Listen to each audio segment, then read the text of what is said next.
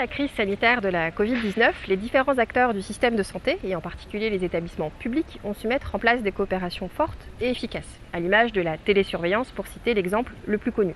Mais dans un contexte d'urgence, ces coopérations ont dû être créées sans cadre, sans formalisme particulier, et leur réussite repose pour beaucoup sur la bonne volonté et l'investissement tout à fait remarquable de chacun.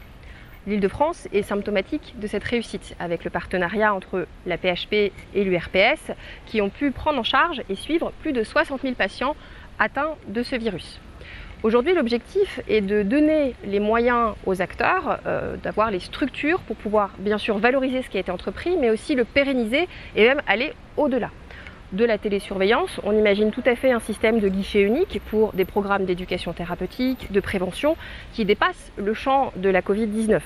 C'est aussi l'occasion du déploiement des fameuses CPTS ou encore des DAC et encore des PTA.